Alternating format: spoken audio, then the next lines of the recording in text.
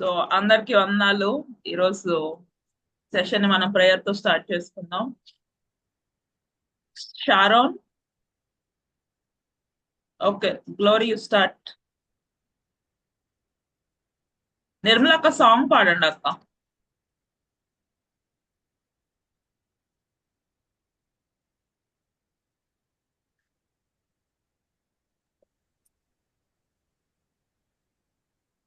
ఈ మంచి వేళలో చిన్న పిల్లలము మేము యేసయ్య నిన్ను చేరి ప్రార్థించుచున్నాము. మాట్లాడు మాతో స్వామి, నీ ఆత్మ ద్వారానే మా రక్షకుడవని ఎరుగా మాకిమ్ము నీ కృపను. Okay, glory prayer. పరిశుద్ధుడ, కృపమేడ, సర్వాధికారి, సర్వశక్తివంతుడ, నీకే వందనాలు దేవా. ఇప్పటి వరకు తండ్రి మీరు జరిగిస్తున్న తండ్రి ఈ యొక్క సండే స్కూల్ టీచర్ ప్రోగ్రామ్ బట్టి నీకే వందనాలు. ఈ రోజు మేము తండ్రి దేవా చైల్డ్ సైకాలజీ గురించి తండ్రి దేవ మేము తెలుసుకుంటుండగా మీరే మాతో ఉండి నడిపించండి దేవా. ఈ యొక్క తండ్రి దేవ మీటింగ్ ఆత్మని అంతం వరకు తండ్రి మీరే అధ్యక్షత వహించి నీ ఆత్మను మా మధ్య ఉంచమని తండ్రి దేవ చెప్తున్న నాకు ప్రభావ తండ్రి నీ శక్తిని దయచేయండి తండ్రి. మీరు మా ద్వారా మాట్లాడిన ప్రభావ తండ్రి దేవ వినే ప్రతి హృదయాన్ని ప్రభావ తండ్రి మీరే తెరిచి ప్రభావ తండ్రి ప్రతి ఒక్క మాట ప్రభావ గ్రహించే శక్తిని మీరే దయచేయండి, జ్ఞానాన్ని దయచేయమని వేసి ఇంకా రావాల్సిన ప్రతి ఒక్క బిడ్డను మీద త్వరపెట్టి తీసుకురామని వేసి ఉన్నతమైన పరిశుద్ధ నామం అడిగి వేడుకుని ప్రార్థిస్తున్నాం తండ్రి, ఆమేన్. అందరికీ వందనాలు. సో ఈరోజు మన టాపిక్ చెప్పుకునే ముందు నిన్న మనము దేని గురించి డిస్కస్ చేసాము. ఒకవేళ నా వాయిస్ వినిపించకపోతే చెప్పండి, మాక్సిమం వినిపిస్తుందని అనుకుంటున్నా. నిన్న డిస్కస్ చేసిన టాపిక్ పేరేంటి?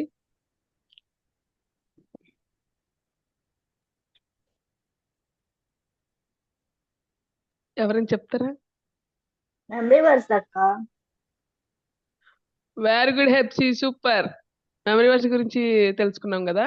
మెమరీ వర్స్ ని మనం ఎలా ఇవ్వాలి, పిల్లలకి ఎలా నేర్పించాలి, ఎన్ని వేస్ ఉంటాయి, అవి లాస్ట్ 2 to 3 days లో మనం నేర్చుకున్నాము. సో ఈ రోజు మనం తెలుసుకోబోతుంది ఏంటంటే, అసలు మనము వాళ్ళకి చెప్పాలంటే, చిన్న బిడ్డలైన వారికి చెప్పాలంటే మొదట వారి యొక్క సైకాలజీ మనకు తెలిసి ఉండాలి కదా. ఇప్పుడు నార్మల్ గా టీచర్స్ ఉన్నారనుకోండి, ప్రైమరీ స్కూల్ టీచర్స్ లేకపోతే హై స్కూల్ టీచర్స్ ఉన్నారనుకోండి, వాళ్ళని ఏం చేయమంటారు? టెట్ రాస్తారు, లేకపోతే వాళ్ళు టీచర్ ట్రైనింగ్ వెళ్తారు. తర్వాత వాళ్ళు ఒకవేళ హై స్కూల్ వాళ్ళకంటే బీఈడీ చేస్తారు. అక్కడ వాళ్ళకి ఏం నేర్పిస్తారు? చైల్డ్ సైకాలజీ గురించి నేర్పిస్తూ ఉంటారు కదా. పెళ్ళైన వాళ్ళు ఎలా ఆలోచిస్తున్నారు, వాళ్ళ యొక్క ఆలోచన విధానం ఏంటి, లేకపోతే వాళ్ళు ఎలా చెప్తే వాళ్ళు వింటారు, ఎలా చెప్తే వాళ్ళు సైలెంట్ అవుతారు, అలా చాలా విషయాలు నేర్చుకుంటూ ఉంటారు కదా. సో ఈ రోజు మనం ఏం తెలుసుకుంటున్నామంటే, మన సండే స్కూల్కి వచ్చే పిల్లలు ఆ పిల్లల మెంటాలిటీ ఎలా ఉంటది, తర్వాత వాళ్ళు ఎన్ని గ్రూప్స్ గా వాళ్ళు డివైడ్ అవుతారు, వాళ్ళ యొక్క చైల్డ్ సైకాలజీ, సోషల్ సైకాలజీ, అలాగే ఎడ్యుకేషన్ సైకాలజీ. అందరు మీ బుక్స్ తెచ్చుకున్నారు అనుకుంటున్నాను, బైబిల్ అండ్ బుక్ రాసుకుంటూ ఉండండి ఒక్కొక్క పాయింట్, ఓకేనా. ఫస్ట్ థింగ్ వచ్చేసరికి సైకాలజీ, సైకి ప్లస్ లోగోస్ అంటే ఏంటంటే, it is the study of mind and behaviour. రాసుకోండి అది. సైకాలజీ అంటే psyche plus logos, study of mind and behaviour. నేను అందరినీ ఫిలిపియన్స్ చదువుకుని రమ్మని చెప్పాను, నువ్వు చదువుకుని వచ్చారా? Very good. ఎవరైనా చదువుకొని రాకపోతే ఖచ్చితంగా చదవండి, దాని మీద అడుగుతాం క్వశ్చన్స్. అట్లీస్ట్ ఫస్ట్ అధ్యాయం అన్నా చదవండి, ఓకేనా. సరే, ఇందులోకి వచ్చేసరికి ఎందుకని మనం పిల్లల యొక్క సైకాలజీ తెలుసుకోవాలి? కొన్నిసార్లు మనం చూస్తూనే ఉంటాము, లేకపోతే ఒక పెద్దవాళ్ళు అయిపోయిన తర్వాత ఏదో ఒక న్యూస్ పేపర్ లో వాళ్ళు నరహత్య చేశారనో, లేకపోతే ఇలాగా బానిస అయిపోయి మత్తు పదార్థాలకి బానిస అయిపోయి చనిపోయారని, సూసైడ్ చేసుకున్నారని వింటూ ఉంటాం. కొన్నిసార్లు కొంతమంది చిన్న వయసు నుండి సరైన క్రమశిక్షణ లేకపోతే తల్లిదండ్రులు వాళ్ళని సరైన పద్ధతిలో పెంచేవారిగా లేకపోతే పెద్దయిన తర్వాత పిల్లలు ఏమైపోతారు? అక్కడున్న ఆ సరౌండింగ్స్ లో ఉన్న వాళ్ళే ఏమైపోతారంటే వాళ్ళు ఒక రౌడీస్ గా అయిపోతారు, లేకపోతే ఒక గ్యాంగ్స్టర్స్ గా అయిపోతారు. కాబట్టి దేవుడు మనకిచ్చిన పిల్లల్ని, అంటే ఇప్పుడు మన ఓన్ చిల్డ్రన్ అనుకోండి, వాళ్ళు మన పిల్లలే.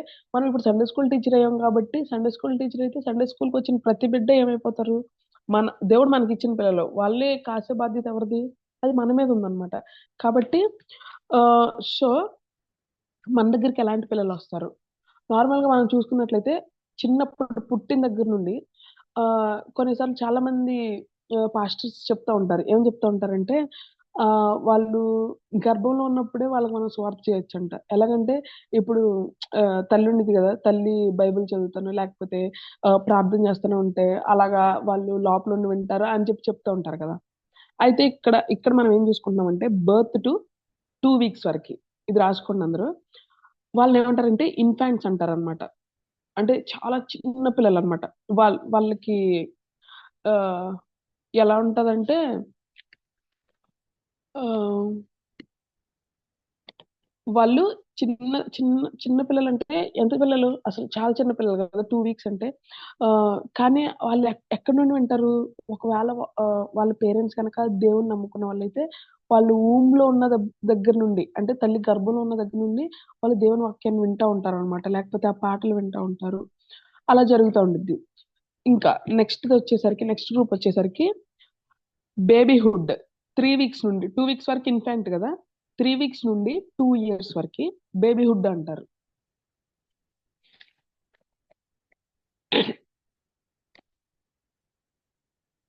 ఆ బేబీహుడ్ టైంలో ఎక్కువగా పిల్లల్ని ఏం చేస్తారంటే ఎత్తుకోవడం జరిగింది కదా, ఎత్తుకుంటూ ఉంటారు. వాళ్ళందరికీ ఏంటంటే ఆ వయసులో ఏంటి జస్ట్ అంటే వాళ్ళకి మాట్లాడటం అంతగా రాదు. అంటే కొంతమంది 1 ఇయర్ అయినప్పుడే చిన్న చిన్నగా మాట్లాడుతూ ఉంటారు, అమ్మ నాన్న అలా మాట్లాడుతూ ఉంటారు. కానీ మాక్సిమం వాళ్ళు అర్థం చేసుకునేంత మాట్లాడేంతగా వాళ్ళకి అప్పుడు ఉండదు అనమాట. సో అది ఏ స్టేజ్? బేబీహుడ్ స్టేజ్. నెక్స్ట్ వచ్చేసరికి ఎర్లీ చైల్డ్హుడ్ ఎక్కడి నుండి అంటే 3 ఇయర్స్ నుండి 2 ఇయర్స్ వరకు బేబీహుడ్ కదా, 3 to 5 ఇయర్స్ ఎర్లీ చైల్డ్హుడ్. దానికి పక్కన మీరు పెట్టుకోండి, ఇక్కడ నుండి మనం గ్రూప్ చేస్తాము. ఇది బిగినర్స్. ఎర్లీ చైల్డ్హుడ్ పక్కన మీరు పెట్టుకోండి బిగినర్స్ అన్నమాట. తర్వాత నెక్స్ట్ ఇది 6 to 10 ఇయర్స్, అది లేట్ చైల్డ్హుడ్. పక్కన ఏం రాసుకుంటారంటే ప్రైమరీ అని పెట్టుకోండి. పైన బిగినర్స్ గ్రూప్ కదా, కింద ప్రైమరీ.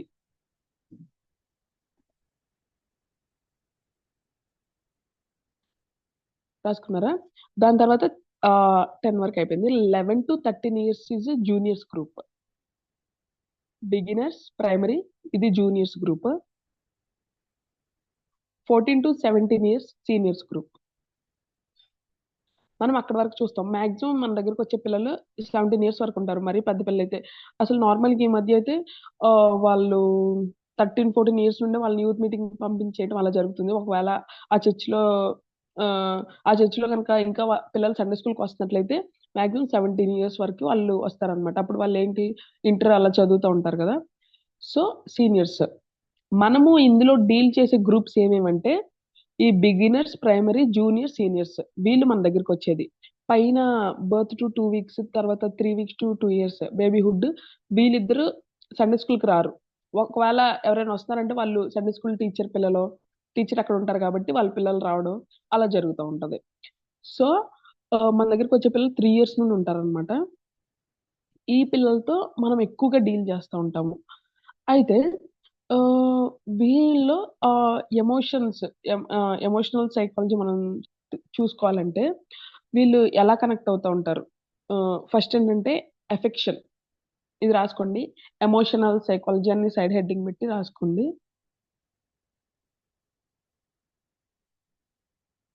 ఎఫెక్షన్ అన్నమాట. ఎఫెక్షన్ వాళ్ళకి ఎప్పటి నుండి కావాలంటే, అంటే చిన్న వయసు నుండి. చిన్న పిల్లలకైతే ఇంకెక్కువగా ఎఫెక్షన్ కావాలి. ఎఫెక్షన్ అంటే తల్లి ప్రేమ అన్నమాట. అంటే చిన్న వయసులో వాళ్ళకి కావాల్సింది ఏంటి? తల్లి ప్రేమ కదా. ఒక ఒక చిన్న రీసెర్చ్ లో కొలరాడోలో ఒక రీసెర్చ్ జరిగిందనమాట. ఆ రీసెర్చ్ లో ఏం చేశారంటే తల్లి లేని పిల్లల్ని కొంతమందిని తల్లి ఉన్న పిల్లల్ని తల్లితో పాటు ఉంచారు. ఓకేనా? ఉంచితే కొన్ని కొన్ని నెలలు చూసారనమాట. చూస్తా ఉంటే తల్లి లేని పిల్లలు ఎవరైతే ఉన్నారో వాళ్ళలో 80 మెంబర్స్ వరకి 80% వరకు చనిపోయారంట. ఎందుకు? ఎందుకు చనిపోయుంటారు? అంటే ఆ వయసులో వాళ్ళకేం కావాలంటే వాళ్ళకి తల్లి ప్రేమ కావాలి. తల్లి ప్రేమ లేకపోవడం వల్ల ఏమైపోయారంటే వాళ్ళు అంటే ఆ ఎఫెక్షన్ వాళ్ళకి ఎక్కడ దొరకలేదు. దొరకలేదు కాబట్టి వాళ్ళు అలాగా చనిపోవటం జరిగిందనమాట. అదే అదే వయసులో ఉన్నవాళ్ళు తల్లి, బిడ్డ ఉన్నవాళ్ళు వాళ్ళు క్షేమంగా ఉన్నారు. వాళ్ళెంతో హ్యాపీగా ఉన్నారు. కాబట్టి ఆహ్, ఇప్పుడు మనం చూసుకున్నట్లయితే ఏం కావాలి పిల్లలకి ఎఫెక్షన్ అనేది కావాలనమాట. అంటే ఇలాంటి బిడ్డలు గూడా సండే స్కూల్‌కొస్తారు. వాళ్ళు ఈ బిగినర్స్ టు సీనియర్ మధ్యలో ఉన్నవాళ్ళు. వాళ్ళలో కొన్ని సార్లు కుటుంబంలో అంత ఎఫెక్షన్ వాళ్ళకి దొరకకపోవచ్చు. కానీ మనం ఇక్కడ చెప్పే మాటల వల్ల వాళ్ళకేం రావాలి? ఆదరణ రావాలనమాట. ఒక భరోసా రావాలి. దేవుడు మనకున్నాడు. ఒకవేళ నా కుటుంబంలో పరిస్థితులు ఇలా ఉన్నా గానీ, దేవుడు నాకు సహాయం చేస్తాడు అనే ఆదరణ వాళ్ళకి మనం ఇచ్చేలాగుండాలి. ఇంకొకటేంటంటే యాక్సెప్టెన్స్. నెక్స్ట్‌ది రాసుకోండి యాక్సెప్టెన్స్. అందరూ జాగ్రత్తగా వినాలి. అందరూ రాసుకోండి. తర్వాత క్వెషన్స్ అడుగుతారు మళ్ళీ. యాక్సెప్టెన్స్ ఏంటంటే ప్రతి విషయంలో చిన్న బిడ్డలైన వారు గదా! ప్రతి విషయంలో మనం వాళ్ళని యాక్సెప్ట్ చేయాలన్నమాట. అంటే వాళ్ళు ఏ తప్పు చేసినా యాక్సెప్ట్ చేస్తాం. అంటే తప్పు చేసినప్పుడు యాక్సెప్ట్ చేయటం గాదు. కొన్ని సార్లు ఆహ్, ఏం చేస్తారంటే సరేరా ఈసారికి తప్పుంది. నెక్స్ట్ టైమ్ ఇలా జరగకుండా చూడు. అట్లా మనం వాళ్ళకి చెప్పేలా ఉండాలి గానీ ఆహ్, వాళ్ళని గద్దించి వాళ్ళని పంపించేసేలాగా వాళ్ళు మనకు దూరం అయిపోయేలాగా అలా మనం చూడకూడదనమాట. కొన్ని సార్లు ఎలా ఉంటదంటే పిల్లలు కొన్ని సార్లు మనల్నే తిడతా ఉంటారు. అంటే ఆహ్, సండే స్కూల్ టీచర్ అయినా, నువ్వే అయినా గాని అంటే మనతో కొంచెం క్లోజ్‌గా ఉంటే వాళ్ళు మనల్ని తిట్టడం అలా జరుగుతా ఉండిద్ది. వాళ్ళు మనల్ని తిట్టారు గదా! వాళ్ళు చిన్న బిడ్డలు గదా! చిన్న బిడ్డలైనా గాని ఒకవేళ మనకు కోపం వచ్చిందనుకోండి, వాళ్ళు మనం అరిసేలాగుంటాం. వాళ్ళు మనం దూరం పెట్టేసేలాగుంటాం. అలా ఉండకూడదు. ఆళ్ళు చిన్న పిల్లలు. ఆళ్ళు తెలియక చేసారు కాబట్టి ముందు మనం వాళ్ళని యాక్సెప్ట్ జేయాలి. సరే నువ్వు నన్ను తిట్టావు. దానికి దేవుడే నాకు ప్రతిఫలిస్తాడు. కానీ నువ్వు నెక్స్ట్ టైమ్ ఇట్లా చేయబాక అని జెప్పి అంటే ప్రతి విషయంలో మనం ఏం జేయాలంటే వాళ్ళని ఎలా జేయాలి? యాక్సెప్ట్ జేయాలన్నమాట. సో, ఈ యాక్సెప్టెన్స్ ఒకటుండాలి మనలో. ఇంకొకటేంటంటే ఆహ్, అప్రిసియేషన్. అప్రిసియేషన్. ఇది ఎమోషనల్ సైకాలజీ ఏంటంటే ఆహ్, మనలో అయ్యుండాలి. పిల్లలు వాటిని కోరుకుంటారు. ఫస్ట్‌దేంటి ఎఫెక్షన్, నెక్స్ట్‌ది యాక్సెప్టెన్స్, తర్వాత అప్రిషియేషన్. అప్రిషియేషన్ అనేది చాలా ముఖ్యం అన్నమాట. అంటే ఏంటంటే ఏదైనా వాళ్ళు చిన్న చిన్న పని చేసినా గాని, పిల్లలు ఎలాంటి పని చేసినా గాని వాళ్ళని అప్రిషియేట్ చేసేలాగా ఉండాలి. ఇప్పుడు చూడండి నిన్న అంటే మీరేదైనా చిన్న వర్క్ చేశారనుకో, వెరీ గుడ్ అంటే ఇప్పుడు మనం ఇంత పెద్దోళ్ళం అయ్యాము. ఇది అంతలే అని అనుకున్నాం. కానీ ఎవరైనా మనల్ని అప్రిషియేట్ చేస్తే అది ఎలా ఉండిద్ది? అబ్బా! నేను ఏదో అచీవ్ చేశానన్న గ్రేట్ ఫీలింగ్ వచ్చిద్ది గదా! అదే చిన్న పిల్లలైతే వాళ్ళు ఇంకెక్కువ ఫీల్ అయిపోతూ ఉంటారనమాట. అబ్బా! ఈరోజు అక్క నన్ను అప్రిషియేట్ చేసింది. ఈరోజు అక్క నాకు 10 పాయింట్స్ ఇచ్చింది. లేకపోతే ఈరోజు అక్క నాకు ఒక స్టార్ ఇచ్చింది అని జెప్పి వాళ్ళేం జేస్తారు? వాళ్ళు ఇంక ఉప్పొంగిపోతారనమాట. లేకపోతే కొన్ని సార్లు మనం ఏం చేస్తా ఉంటామంటే ఆహ్, ఆహ్, ఏం చేస్తా ఉంటా అర్రే! సూపర్‌గా చేసావురా! నిజంగా నీలాగా ఎవ్వరు చేయలేదు అని చెప్పామనుకో, అబ్బా! అక్క నన్ను ఎంత ఎంత ఎంత పొగిడిందని అనుకుంటూ ఉంటారు. ఆ మాటే మనం ఒక 10 మంది దగ్గర నీలాగా ఎవ్వరు చేయలేదని మనం ఒక 10 మంది దగ్గర చెప్పినా గాని వాళ్ళు ఎవరి దగ్గర అన్నామో మర్చిపోతారు. కానీ నన్నక్క అని చెప్పి వాళ్ళేం చేస్తారు, చాలా గ్రేట్‌గా ఫీల్ అవుతారు. ఇంకా నెక్స్ట్ టైమ్ ఇంకా బాగా చేసేలాగా వాళ్ళు ట్రై చేస్తారనమాట. కాబట్టి ఎ ఏదో ఒక నీ మాటల ద్వారానే కావచ్చు, లేకపోతే నువ్వేదైనా చిన్న చిన్న గిఫ్ట్స్ ఇవ్వటం ద్వారా కావచ్చు. ఏదో ఒక విధంగా మనం ఏం చేయాలంటే పిల్లల్ని అప్రిషియేట్ చేసేలాగా ఉండాలనమాట. తర్వాత కొన్ని సార్లు ఏమైద్దంటే ఎప్పుడు అప్రిషియేట్ చేయటమేనా అని బోర్ కొట్టేలాగా ఉండకూడదనమాట. మనకి బోర్ కొట్టిద్ది. ఏంది ఎప్పుడు నేను చెప్తున్నాను గదా! ఎప్పుడు అప్రిషియేట్ చేస్తున్నా గదా! ఒక్కసారి చేయకపోతే ఏమైంది అని అనిపించిద్ది. కానీ ఆహ్, మనం ఏం చేయాలి పిల్లల్ని అప్రిషియేట్ చెయ్యాలి. చేసినప్పుడే వాళ్ళేమైపోతారు ఎంకరేజ్ అవుతారనమాట. సో, అప్రిషియేషన్ అనేది మనలో ఉండాలి. ఇంకొకటేంటంటే అచీవ్‌మెంట్. అచీవ్‌మెంట్ ఏంటంటే అప్రిషియేషన్ అనేది అది వర్డ్స్ ద్వారా అయ్యుండొచ్చు. అచీవ్‌మెంట్ అంటే వాళ్ళకి ఏదో ఒక గిఫ్ట్ లాగా ఇవ్వడం. మనం ఏదైనా చిన్న చిన్న వర్క్స్ అసైన్ చేసామనుకో, అరే వచ్చి నాన్న ఇది క్లీన్ చేయి అని చెప్పామనుకో, వెంటనే వాళ్ళు లోబడ్డారనుకో, వెరీ గుడ్ నువ్వు బాగా చేసావు అని చెప్పి వాళ్ళకొక చిన్న అచీవ్‌మెంట్ లాగా ఏదన్నా గిఫ్ట్ ఇవ్వడం, లేకపోతే అందరి ముందు పిలిపించి వాళ్ళని క్లాప్స్ కొట్టించడం, లేకపోతే కొన్నిసార్లు మనం ఏదైనా ప్రాజెక్ట్ వర్క్ ఇచ్చామనుకోండి, ఇలానే ఏదైనా ఒక క్రాఫ్ట్ వర్క్ చేయమని ఇచ్చామనుకోండి, అందరికన్నా వాళ్ళు కొంచెం డిఫరెంట్ గా చేశారనుకోండి, ఆ, వాళ్ళు ఇంకొంచెం మంచిగా మెచ్చుకోవడం, వెరీ గుడ్ అందరూ తినలాగా చేయాలి, ఆ, మంచిగా ఆలోచించావు అని చెప్పి కొంచెం ఆ, వాళ్ళని ఎంకరేజ్ చేసేలాగా మాట్లాడుతూ ఉన్నాం అనుకోండి, లేకపోతే నువ్వు బాగా చేసినందుకు ఇదిగో నీకు ఇది అని చెప్పి మనం వాళ్ళకి ఏదో ఒకటి చిన్న గిఫ్ట్ లాగా ఇచ్చామనుకోండి, అప్పుడు వాళ్ళు ఏమైపోతారు, ఇంకా ఎంకరేజ్ అవుతూ ఉంటారు అనమాట. సో ఇలాగా చిన్న బిడ్డలైన వాళ్ళు ఇవి మన నుండి ఎక్స్పెక్ట్ చేస్తూ ఉంటారు.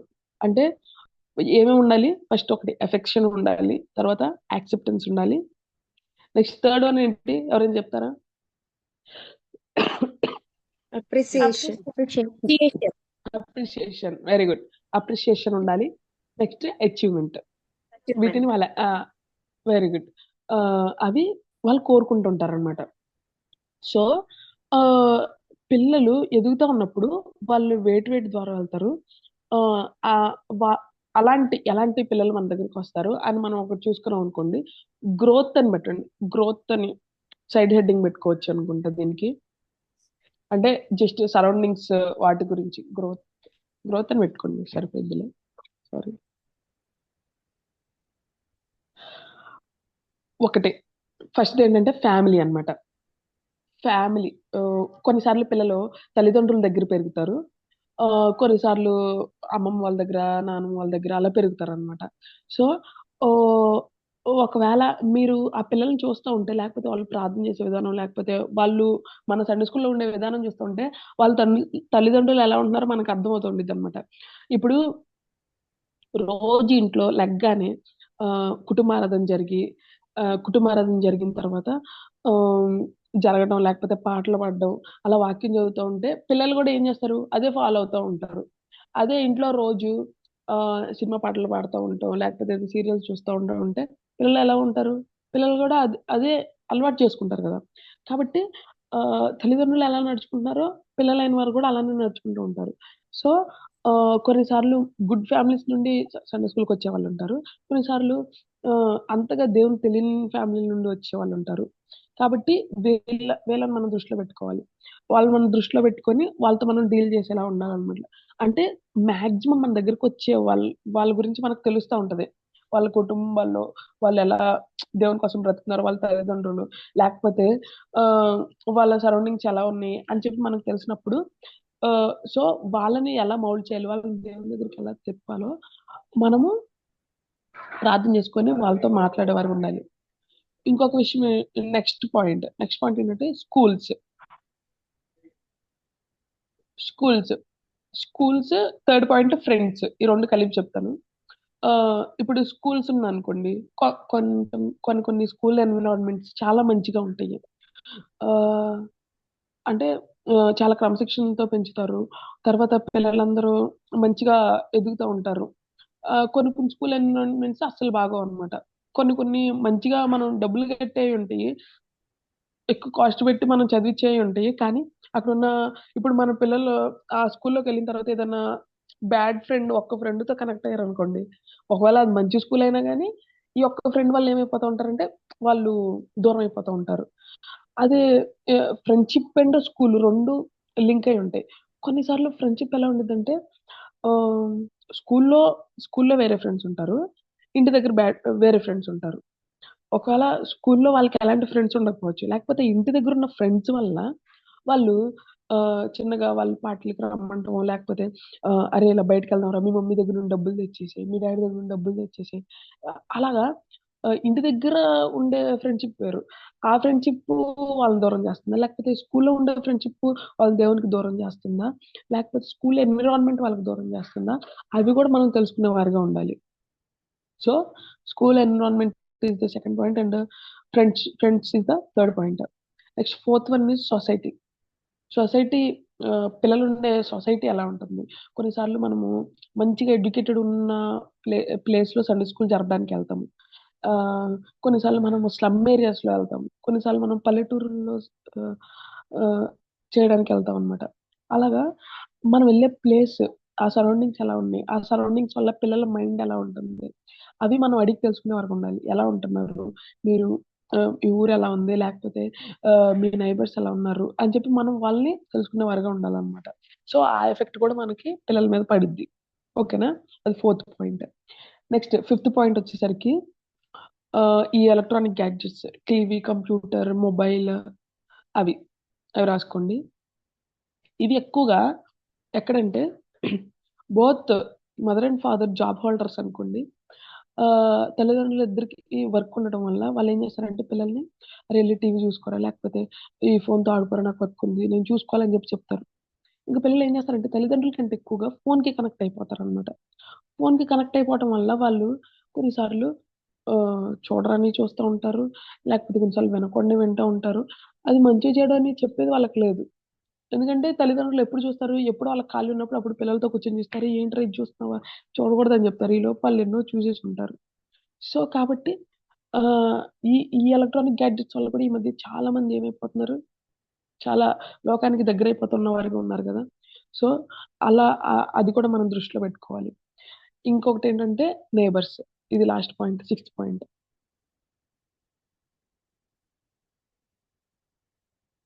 నైబర్స్. కొన్నిసార్లు నైబర్స్ ప్రెషర్ వల్ల, లేకపోతే కొన్నిసార్లు నైబర్స్ అరే ఎందుకురా అంటే చెప్తూ ఉంటారు గదా! ఆహ్, పిల్లల్ని రండి ఇలాగా మా ఫంక్షన్‌కి రండి. అంటే కొన్నిసార్లు అది లోకానుసారమైందనుకోండి. ఆ లోకానుసారమైన వాళ్ళతో మనం తిరుగుతూ ఉండి, కొన్నిసార్లు ఏమైపోతూ ఉంటారు, దేవునికి దూరం అయిపోతూ ఉంటారనమాట. కాబట్టి ఇలాంటి విషయాలన్నీ మనము దృష్టిలో పెట్టుకొని, మనం పిల్లలతో మనం డీల్ చేసేవారుగా ఉండాలనమాట. సో, ఇయన్ని ప్లేసెస్‌లో వాళ్ళకి దేవుని వాక్యం అందిద్దా మీరు చెప్పండి? స్కూల్‌లో గాని, లేకపోతే ఒకవేళ ఫ్యామిలీలో దేవునికి లోబడే ఫ్యామిలీ అయితే ఉంటదేమో. లేకపోతే దేవునికి లోబడని ఫ్యామిలీ, లేకపోతే దేవునికి దూరం అయిపోతున్న ఫ్యామిలీ అయితే అక్కడ ఉండదు. ఫ్రెండ్స్ మధ్య, ఫ్రెండ్స్ మధ్య అస్సలుండదనమాట. సొసైటీలో, టీవీ ఆర్ కంప్యూటర్స్‌లో, నైబర్స్‌లో ఇక్కడెక్కడ వాళ్ళకి దేవుని వాక్యం అందదు. వీటిలో మాక్సిమం ఈ ఫ్యామిలీ దగ్గర కొంత అందిద్ది. ఒకవేళ ఫ్రెండ్స్ ఎవరైనా స్పిరిచ్యువల్ ఫ్రెండ్స్ ఉంటే చిన్న పిల్లల్లో గూడా అక్కడ కొంత అందే ఛాన్స్ ఉంది. స్కూల్స్ గూడా అవి క్రిస్టియన్ స్కూల్స్ అయితే కొంత కొంత వాళ్ళకి తెలుస్తూ ఉంటది. సో, ఇలాంటి పిల్లలందరూ వస్తా ఉంటారు. కానీ వీళ్ళందరికి దేవుని వాక్యం ఎక్కడ అందిద్ది? సండే స్కూల్‌లో అందిద్దనమాట. సండే స్కూల్ ఎంతసేపు జరిగిద్ది? మహా అయితే ఒక గంట జరిగిద్ది. ఆ ఒక్క గంటలో సరే 1 ½ అవర్ జరగొచ్చు మాక్సిమం. కొన్నిసార్లు అరగంటే జరిగిద్ది. అరగంట టు 1 ½ అవర్. ఆ టైంలో మనం పిల్లలకి 1 వీక్ వాళ్ళు జీవించడానికి సరిపోయిన వాక్యాన్ని మనం అందించాలి. అలా అందించాలన్నప్పుడు మనం 1 అవర్‌ని ఎలా మేనేజ్ చేస్తాం? సో, అది మనం ఎంతో దృష్టిలో పెట్టుకోవాలి. దీని తర్వాత సైకాలజీ తర్వాత మీకు చెప్తారు. ఆహ్, ఆ టైంని మనం ఎలా మేనేజ్ చేయాలో, మనం స్టోరీని ఎంత టైంలో చెప్పాలో, మెమరీ వర్డ్స్ మీరు నేర్చుకున్నారు కదా! తర్వాత సాంగ్ ఎంత టైం పాడాలో, అలాంటి విషయాలు. సో, ఈ సైకాలజీ అనేది మనకి బైబిల్‌లో ఉందా అంటే, బైబిల్‌లో ఎక్కువగా దేని గురించి ఉంటదంటే, ప్రాణము, మనసు, హృదయం వీటి గురించి ఉంటదనమాట. వాటిని తెలుసుకోవడం గురించి. బైబిల్‌లో ఒక మాట ఉంది గదా! మత్తయి సువార్తలో, హృదయ శుద్ధి గలవారు ధన్యులు, వారు దేవుని చూచెదరు. అంటే హృదయ శుద్ధి గలవారంటే ఎవరు? హృదయాన్ని ఎప్పటికప్పుడు ఆహ్, మనం పుట్టుకతోనే ఎవరు పరిశుద్ధులు కాదు. కానీ ఎప్పుడైతే మనం దేవుని రక్తంలో కడగబడ్డామో, అప్పుడు నుండి మనల్ని మనం ఏం జేసుకోవాలి? దేవుని రక్తంలో శుద్ధి చేసుకుంటూ ఉంటే, అప్పుడే మనం ఏం జేస్తాం? మనం దేవుడిని చూడగలం. దేవునితో మనకు సంబంధం కలిగి ఉంటదనమాట. సో, అది మనం గ్రహించాలి. ఇంకొకటేంటంటే, పిల్లలని గురించిన భారం మనలో ఉండాలి. ఇక్కడున్న వారిలో మాక్సిమం చాలా మంది సండే స్కూల్ టీచర్స్ ఉన్నారు గదా! ఆహ్, ఆహ్, ఎవరైనా ఈ వీక్ నేను సండే స్కూల్‌కెళ్ళే ముందు మా సండే స్కూల్ పిల్లలందరి కోసం నేను ప్రార్థన జేశాను అన్నవాళ్ళు ఎవరైనా ఉన్నారా? ఒకసారి హ్యాండ్ రైజ్ చేయండి.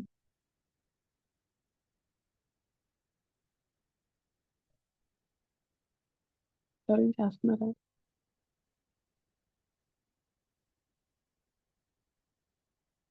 ఓకే. Very good. సరే. ఒకవేళ మీరు ఇప్పుడు వరకు చేయకపోతే ఇప్పుడు నుండైనా చేయండి. సరేనా? ప్రతి వారం మీరు ఒకరోజు పెట్టుకోండి. శనివారం పెట్టుకుంటారో లేకపోతే అంటే సండే స్కూల్ మనకి ఎప్పుడు అది మైండ్‌లో ఉండాలి.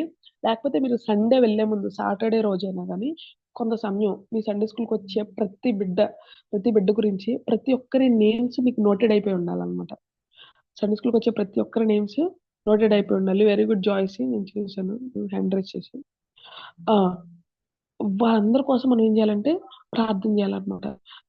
మనం ప్రార్థన చేస్తా ఉంటే వాళ్ళ గురించి మనకు తెలుస్తూ ఉండిద్ది. వాళ్ళ ఫ్యామిలీ సిట్యుయేషన్స్ మనకు తెలుస్తూ ఉంటాయి. రేపొద్దున్న వాళ్ళ గురించి మనం మాట్లాడేటప్పుడు మనం మాట్లాడే దేవుడు మనకు అర్థం చేస్తా ఉంటాడనమాట. నేను తన కోసం ప్రార్థన చేశాను. కొన్నిసార్లు వాళ్ళు చెప్తా ఉంటారు. మనం సండే స్కూల్ టీచర్ అయినా గాని వచ్చి, "అక్క నాకు ఇలా ఎగ్జామ్స్ ఉన్నాయి అక్క. నాకు ఎగ్జామ్ ఉందక్క. లేకపోతే నాకు ఫైనల్ ఎగ్జామ్ ఉందక్క. ప్రార్థన చేయండక్క.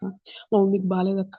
మా అమ్మమ్మ వాళ్ళ ఊర్లో వాళ్ళకి బాలేదు." అంటే ఏదో ఒక ప్రేయర్ రిక్వెస్ట్ చెప్తారు. మనం సండే స్కూల్ అక్క కాబట్టి. నెక్స్ట్ వీక్ మనం వెళ్ళినప్పుడు "నువ్వు మొన్న చెప్పావు నీ ఎగ్జామ్‌లో ఎలా రాసావు? దేవుడు నీకు సహాయం చేశాడు కదా!" అని చెప్పి మనం అడిగామనుకోండి, "అరె! అక్క గుర్తుంది. నా కోసం ప్రార్థన చేసింది. అందుకే దేవుడు నాకు సహాయం చేశాడు" అని వాళ్ళకి ఏమైపోద్దంటే నా నా కోసం ప్రార్థన చేసే వాళ్ళు ఒకళ్ళున్నారు. ఆహ్, "మీ మమ్మీకి బాలేదని చెప్పావు కదా! ఎలా ఉన్నారు?" అని చెప్పి మనం ఒక మాట అడిగామనుకోండి, చాలా బావుంటది కదా!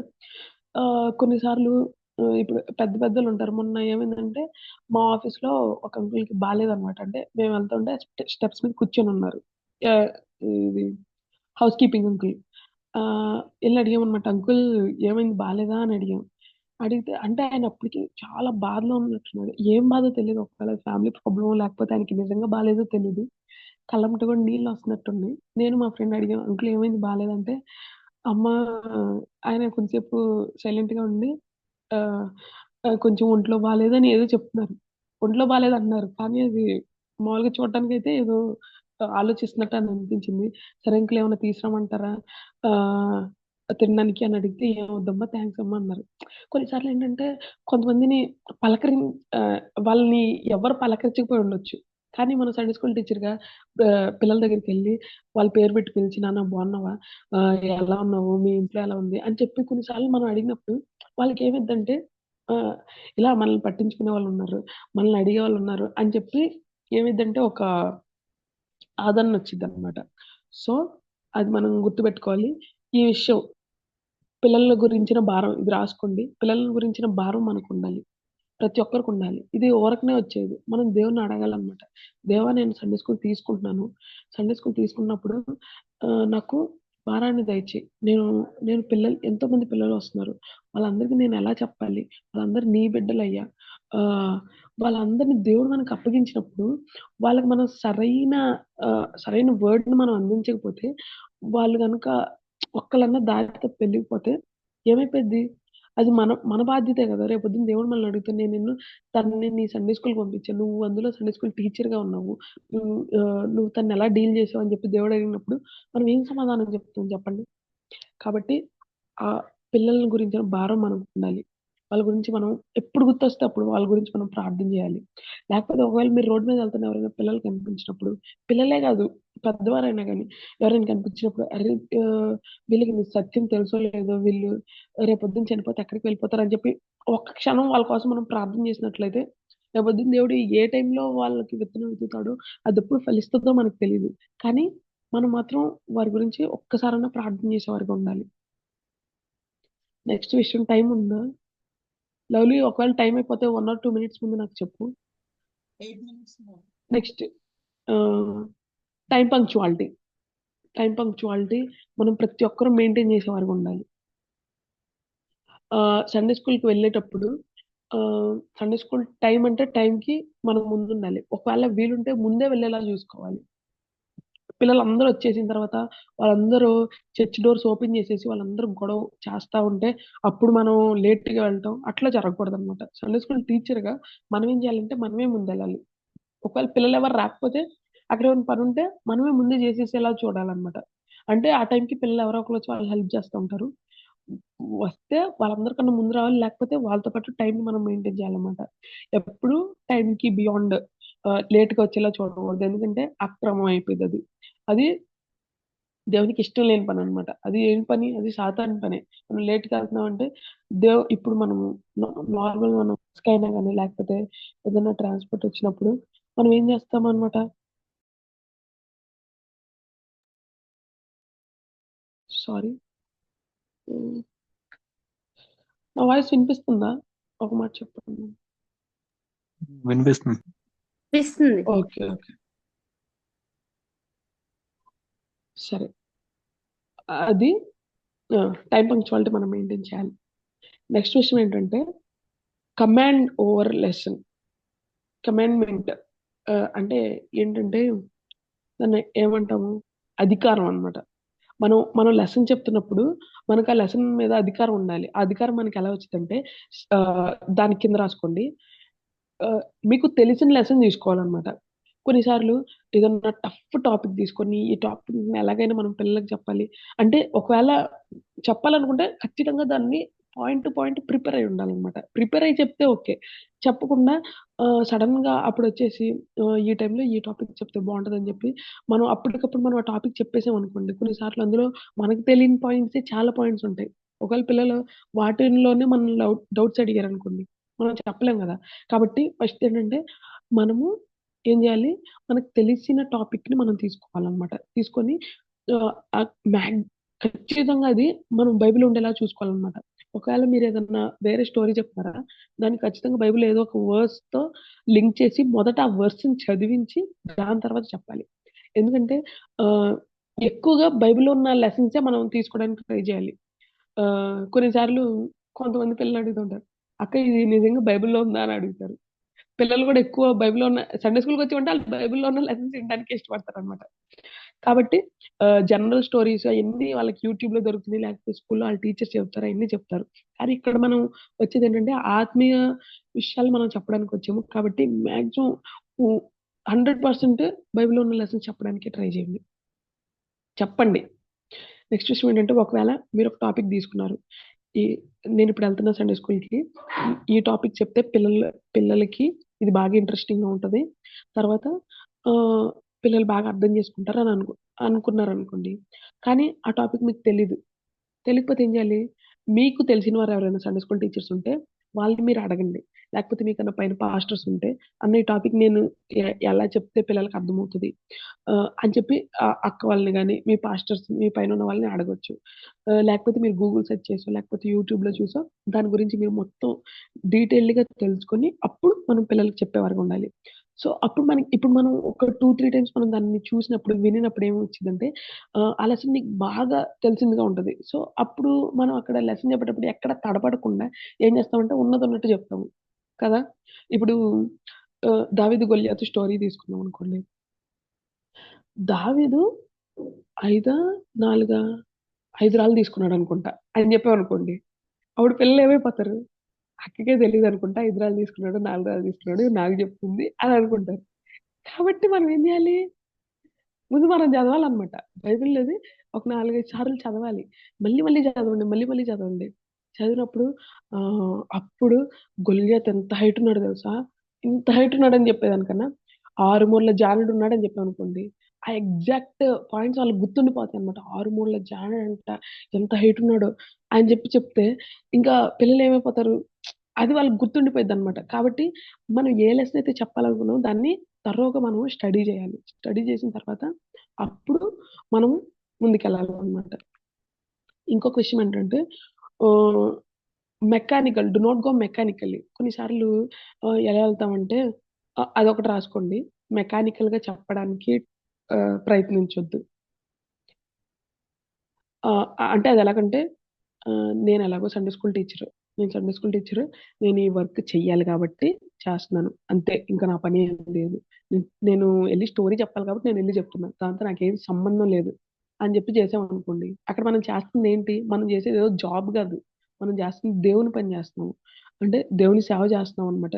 దేవుని పిల్లలైన వారు ఆయన ఏర్పరచుకున్న పిల్లలు, చిన్న పిల్లలు. మార్కు సువార్త 10, 14లో ఒక మాట ఉండిద్ది. ఏమనుండిద్ది? చిన్న బిడ్డలైన వారిని నా యొద్దకు రానియండి. ఇలాంటి వారిదే పరలోక రాజ్యం అని చెప్పి ఉంటది గదా!